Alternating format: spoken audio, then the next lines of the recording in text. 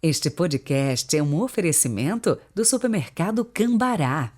43 3325 7755, Londrina, Paraná.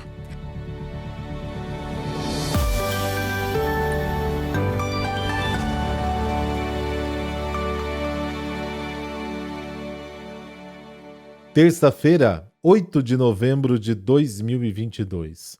Sejam muito bem-vindos, você que já nos acompanha há muito tempo e os novos ouvintes que vão se achegando, conhecendo o nosso trabalho, vão se acomodando em torno da palavra e juntos, sempre com passos firmes nos caminhos da fé e vamos seguindo. Rezemos.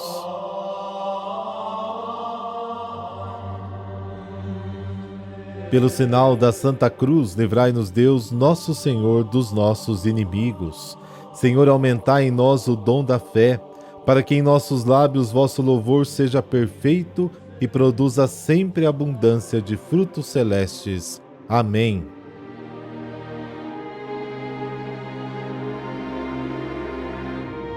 Lucas, capítulo 17, versículos de 7 a 10. O Senhor esteja convosco, Ele está no meio de nós.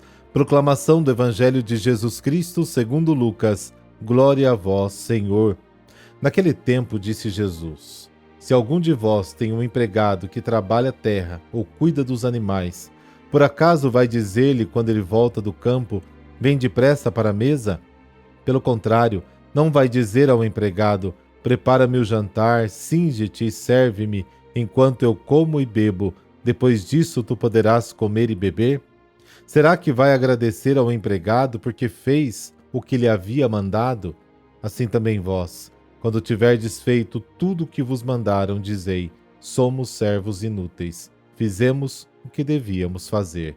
Palavra da salvação, glória a vós, Senhor.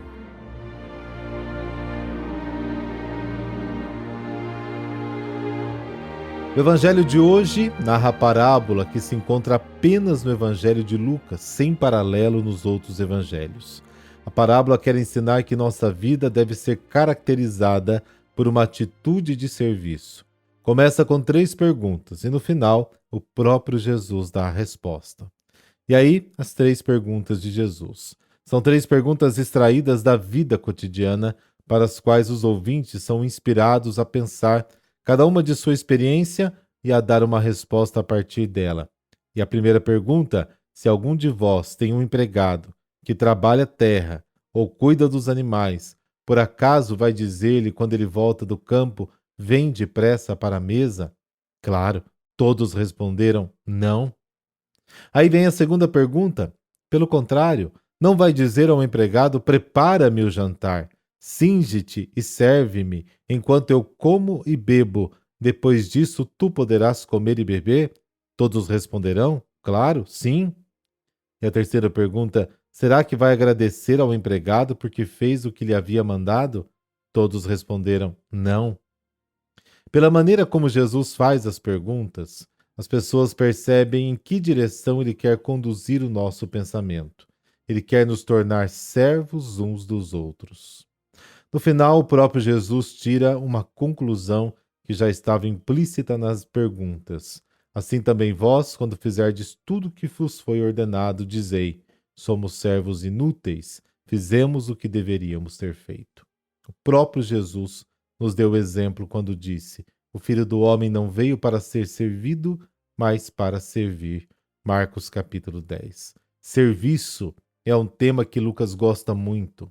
O serviço representa a maneira como os pobres do tempo de Jesus, os Anauim, esperavam o Messias, não como rei Messias glorioso, sumo sacerdote ou juiz, mas como servo de Yahvé, anunciado por Isaías, lá no capítulo 42, versículos de 1 a 9. Maria, a mãe de Jesus, disse ao anjo: eis a serva do Senhor, que se cumpra em mim segundo a tua palavra. Lucas capítulo 1. Em Nazaré, Jesus apresenta-se como o servo, descrito por Isaías, Lucas 4, Isaías 61. No batismo e na transfiguração foi confirmado pelo Pai, que cita as palavras dirigidas por Deus ao servo, Lucas 3, em correspondência a Isaías 42. Jesus pede aos seus seguidores: quem quiser ser o primeiro deve ser o servo de todos. Mateus capítulo 20. Servos inúteis é a definição do cristão. Paulo fala disso aos membros da comunidade de Corinto quando escreve: eu plantei, Apolo regou, mas foi Deus quem o fez crescer. Capítulo 3. Paulo e Apolo não são nada, apenas ferramentas simples, servos. O que vale mesmo é Deus, e só Ele.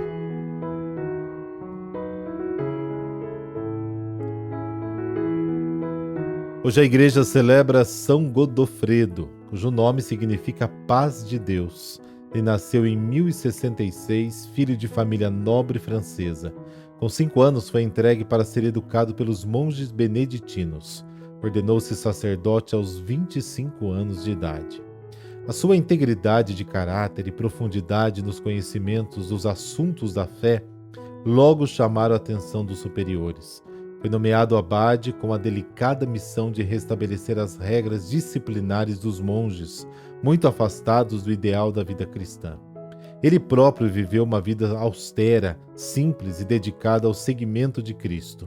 Suas virtudes e trabalho conseguiram a correção de muitos monges e fiéis, de tal modo que o povo e o clero o elegeram bispo. Era comum ver os mendigos e leprosos participando de sua mesa. Ele acolhia todos os necessitados com abrigo e esmolas fartas. Essa diocese enfrentou os abusos de pessoas ricas e poderosas que viviam apegadas ao vício e aos prazeres corporais. Sua pregação era dura e acabou atraindo para si a ira de muitas pessoas. Houve uma ocasião em que tentaram envenená-lo. Intrigas políticas que o envolveram, provocando embates e mortes locais, o desgostaram tanto que renunciou ao bispado e recolheu-se no mosteiro da Ordem dos Cartuchos. Contudo, nem os superiores nem o povo aceitaram a demissão, reconhecidos da sua santidade e edificante trabalho, e Godofredo foi reconduzido ao cargo. Não muito tempo depois, numa viagem, adoeceu e veio a falecer no dia 8 de novembro de 1115. Ó Deus, que aos vossos pastores associaste São Godofredo, animado de ardente caridade e de fé que vence o mundo, dai-nos por sua intercessão perseverar na caridade, para participarmos de sua glória, por Cristo nosso Senhor. Amém. Desta bênção de Deus Todo-Poderoso, Pai, Filho, Espírito Santo. Amém. Excelente terça-feira, muita luz aí para o seu dia.